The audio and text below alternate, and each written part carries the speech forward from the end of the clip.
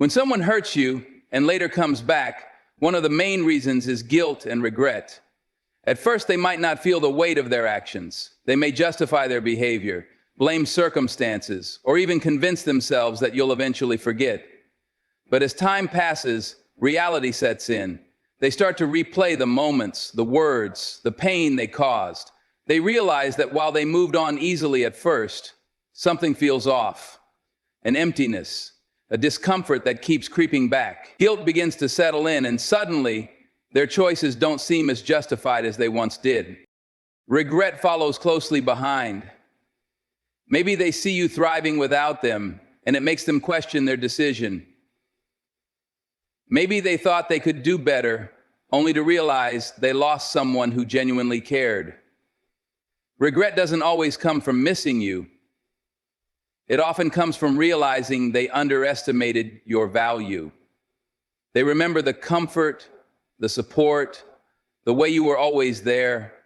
And when life gets hard, when they don't find the same love elsewhere, they start longing for what they once had. But here's the thing, guilt and regret don't always mean they've changed. Sometimes people come back not because they are truly sorry, but because they want relief. They want to hear that you forgive them, that things can go back to the way they were. It's not about making things right for you. It's about easing their own discomfort. They might apologize, say all the right words, and act as if they've had a revelation. But if the motivation is only to erase their guilt, then the cycle will repeat. This is why recognizing their intentions is so important. Are they coming back because they genuinely want to repair the damage? Or are they coming back because they don't want to feel like the bad guy? Are they willing to put in real effort to change? Or do they just want to be absolved of their wrongdoing? Understanding this difference will save you from unnecessary heartbreak. You don't owe anyone closure or forgiveness just because they suddenly feel bad. You owe yourself peace, healing, and the strength to walk away if their return isn't rooted in real growth. When someone who hurt you comes back, it's often because they realize they've lost the control they once had over you. At first, they might have walked away feeling confident, maybe even indifferent, believing you would always be there if they ever changed their mind. But when they see you healing, moving forward, and no longer depending on them emotionally, it unsettles them. Suddenly, the power dynamic shifts. The person they thought would always be available is now out of reach, and that loss of control can be a major reason they try to return. People who thrive on control don't always do it consciously. It's not necessarily about manipulation in an obvious way. It's about the comfort of knowing they had influence over you. Maybe they enjoyed how much you cared, how much effort you put into them, how forgiving you were. Even if they hurt you, they still felt secure knowing you would stick around, that your emotions were still tied to them. But when they notice the change, when you stop reaching out, when you no longer react the way you used to, when you genuinely begin to move on, it shakes them. That's when they start testing the waters. A message out of nowhere, a like on your post, a casual check-in just to see how you respond. They don't always come back with a grand apology right away. Sometimes they just want to see if they still have access to you. If you respond eagerly, it reassures them that they still have that place in your life. But if you stay distant, if you no longer give them the reaction they expect, it can push them to come back even stronger, saying all the things you once wanted to hear, not necessarily because they mean it, but because they don't like the feeling of losing hold on you. But here's what you need to remember. If someone truly values you, they wouldn't need to lose you to realize it. They wouldn't have risked hurting you in the first place. So when they come back, ask yourself, is this about love or is it about control? Are they here because they genuinely want to be, or because they can't stand the idea of not having access to you anymore? The answer to that question will tell you everything you need to know. Sometimes when someone who hurt you comes back, it's not because they suddenly realized your worth or because they've had a change of heart. It's because they're lonely and you are familiar. People often return not out of love, but out of convenience. Maybe things didn't work out the way they thought they would. Maybe they pursued someone else, only to realize that person wouldn't tolerate what you did. Maybe they thought they would be happier without you, but now they're facing the reality that being alone isn't as exciting as they imagined. Loneliness can make people seek comfort in the past, and for them, you represent security. They know you once cared deeply, they know you gave them chances, and they know that, at least at one point, you would have welcomed them back with open arms. When their other options fail, when life gets difficult, or when they're simply bored, they look for what feels safe and familiar. But here's the truth. Someone who only comes back when they have no better options isn't coming back for you. They're coming back for what you provided. This is why it's so important to pay attention to the timing of their return. If they disappeared when things were good for them, but suddenly resurface when they're struggling, that's not love. It's desperation. If they only miss you when they're lonely, but never when they have distractions, they don't actually miss you. They miss the comfort you gave them. You are not a backup plan, a safety net, or a temporary fix for someone else's emptiness. And even if they seem genuine, ask yourself, did they come back because they realized their mistake, or did they come back because they had nowhere else to go? Love isn't about convenience. It isn't about seeking comfort when everything else fails. It's about choosing someone even when there are other options, even when things are going well. So if they left when it suited them and only returned when it was convenient, the best thing you can do is recognize that pattern and refuse to be someone's second choice. You deserve more than that. When someone who hurt you comes back, it's easy to get caught up in emotions. You remember the good times, the connection, and the hope that maybe this time will be different. But before you let them back in, you need to recognize the pattern.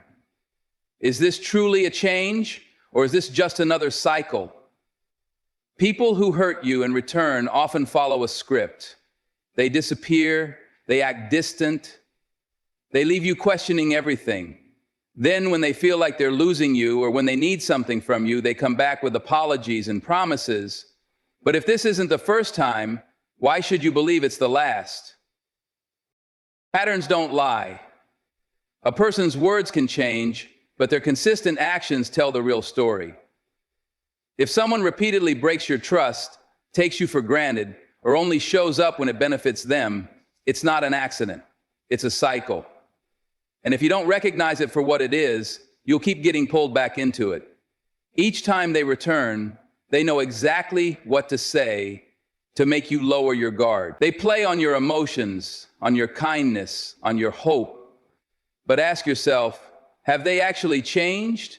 Or are they just repeating the same behavior, expecting the same response from you? The hardest part is accepting that love alone isn't enough to fix someone who refuses to change.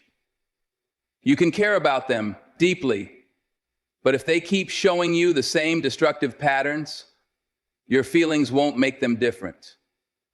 Change requires effort, consistency, and true self-awareness.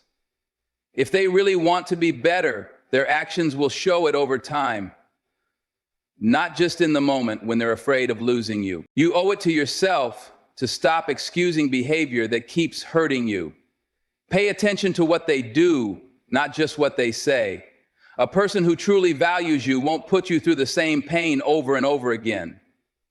They won't treat you like an option, a convenience, or a temporary fix for their loneliness. They will show up, stay consistent, and do the work to heal what they broke. And if they're not willing to do that, the best thing you can do is break the cycle yourself. When someone who hurt you comes back, one of the most important things you can do is set clear boundaries. It's easy to get swept up in emotions, in nostalgia, in the idea that maybe things will be different this time. But without boundaries, you risk falling back into the same painful cycle. If you don't decide what you will and won't tolerate, they will decide it for you. And more often than not, that means falling into old patterns where your needs take a back seat to their convenience. Setting boundaries doesn't mean being cruel or shutting people out completely. It means valuing yourself enough to protect your peace. It means recognizing that forgiveness does not require reconciliation. It means understanding that just because someone says they've changed doesn't mean you have to immediately let them back into your life. True change takes time, and words without consistent actions mean nothing. If they truly care, they will respect the space you need, the standards you set, and the trust they must earn back. People who hurt you may not always take your boundaries well. They may try to make you feel guilty, call you cold, or say things like, "Why are you being so distant?" But someone who genuinely respects and cares for you will never make you feel bad for protecting yourself. A person who truly wants to be in your life will meet you where you are, not demand that you lower your standards for them. It's also important to remember that boundaries aren't about controlling the other person. They're about protecting yourself. You don't set boundaries to change them. You set them to make sure you don't get hurt again. And if they are unwilling to respect those boundaries, that in itself is your answer. Love should never require sacrificing your self-respect. You've already been through the pain once. Don't put yourself in a position where it happens again, simply because someone doesn't like the limits you've set. If they come back and truly want to be better, they will understand that their past actions have consequences. They will respect your space and work to rebuild trust, not demand it. And if they can't do that, then you already know they haven't changed. You owe it to yourself to protect your heart, your peace, and your future. When you prioritize your healing, you shift the focus from them to you. You stop waiting for their words to bring you peace, and instead find that peace within yourself. Maybe they apologize, maybe they don't. Maybe they promise change. Maybe it's just another cycle. But in the end, none of that should determine your growth. Your healing is about what you do for yourself, how you rebuild, how you move forward, how you create a life where you no longer seek validation from someone who once hurt you. It's also important to remember that healing isn't about proving anything to them. You don't have to show them you're better off without them. You don't need to make them regret losing you. True healing means you've reached a point where their presence or absence doesn't shake you anymore. It means you no longer need to look back because your future is too important to be tied to someone who didn't value you the first time. So when they come back, ask yourself, does this serve my healing or does it reopen a wound? Does their return bring true closure or is it just another distraction from the growth I've already made? At the end of the day, you owe it to yourself to choose peace over pain, growth over repetition, and self-respect over the hope that they'll finally be who you needed them to be. Some people return, but that doesn't mean they deserve a place in your life again.